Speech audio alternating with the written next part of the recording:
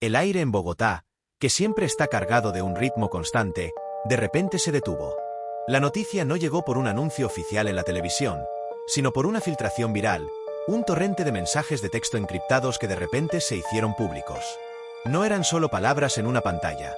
Eran fragmentos de conversaciones entre el exalcalde de Medellín, Daniel Quintero, y un magistrado de alto nivel, que confirmaban los peores temores de la gente.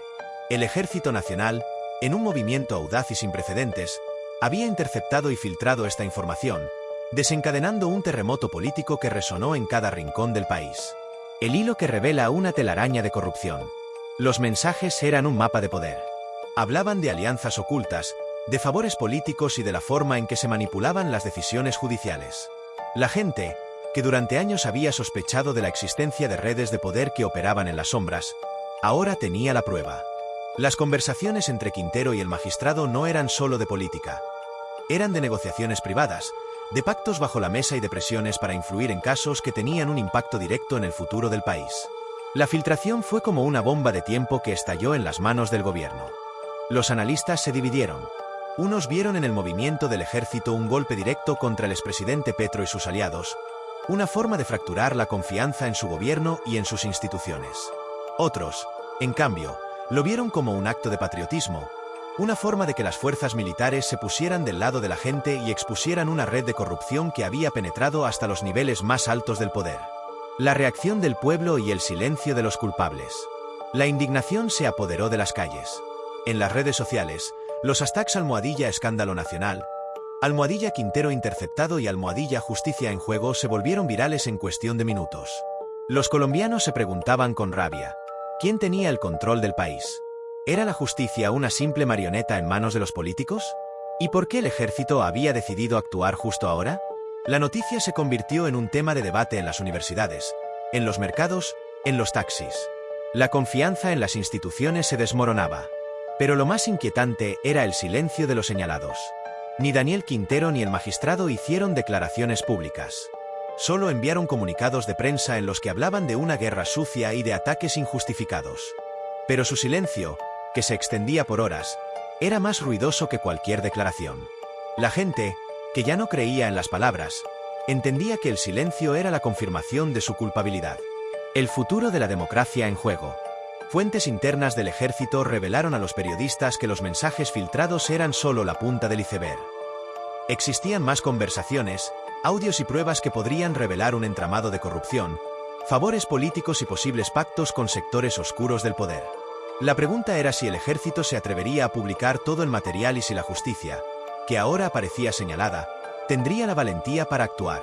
Este caso, que apenas comienza, no es solo un escándalo. Es una prueba para la democracia de Colombia. Lo que está en juego no es cualquier cosa. Es la credibilidad del país, la confianza en las instituciones y el futuro inmediato de una nación que se encuentra al borde de un precipicio. El pueblo colombiano tiene derecho a saber la verdad. Y esta vez, la verdad podría ser más explosiva de lo que cualquiera imaginó. El terremoto político no había terminado. De hecho, la primera parte de la filtración solo fue el temblor inicial. La noche siguiente, los periodistas, en un acto de valentía sin precedentes, publicaron una segunda serie de mensajes, audios y documentos que revelaron la verdadera profundidad de la corrupción. Y esta vez, el escándalo ya no era solo de Daniel Quintero, era de todo un sistema. El secreto del gran plan. Los nuevos mensajes, entre el exalcalde, el magistrado y un grupo de poderosos empresarios, hablaban de un gran plan. No se trataba solo de influir en decisiones judiciales, sino de un plan estratégico para controlar sectores clave del país. Los audios revelaron que el magistrado, actuando como intermediario, había prometido a los empresarios favores políticos a cambio de un financiamiento secreto para campañas políticas futuras. El objetivo era claro: instalar en el poder a líderes que fueran leales a sus intereses, sin importar el partido político al que pertenecieran. Lo más escalofriante de esta revelación fue un audio en el que Quintero y el magistrado discutían una estrategia para desacreditar a sus oponentes políticos y a los periodistas que se atrevieran a hablar sobre su corrupción. El audio no solo hablaba de difamación, sino de amenazas veladas y de un sistema de vigilancia para silenciar a la oposición. La justicia, en este caso, no solo era manipulada, sino que era una herramienta para destruir a quienes se atrevieran a hablar de la verdad. La reacción en las calles y el futuro de la democracia. La noticia fue un golpe demoledor. El pueblo colombiano, que había estado indignado con la primera filtración, ahora sentía una mezcla de rabia y desesperación. Las protestas se intensificaron, no solo en las grandes ciudades, sino en cada rincón del país. Miles de personas salieron a las calles con pancartas que decían «No más corrupción» y «El gran plan no pasará». La gente, que se sentía traicionada por sus líderes, exigía una purga total del sistema. La justicia, que hasta ahora había parecido una simple marioneta, se vio obligada a actuar.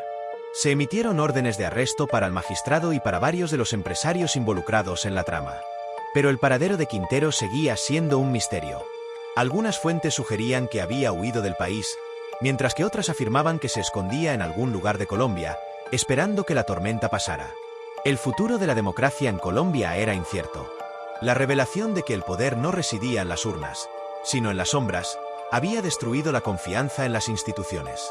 El ejército, que había sido el héroe de la historia al filtrar la información, ahora se encontraba bajo escrutinio, con muchos preguntándose si su intervención había sido un acto patriótico o un acto de insubordinación.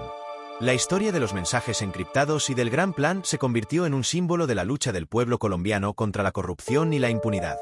Lo que estaba en juego no era solo un escándalo político, sino el futuro de una nación. Y la pregunta que todos se hacían era si el pueblo, al final de todo, tendría la fuerza para limpiar el sistema y construir un país en el que la justicia no fuera un simple nombre, sino una realidad.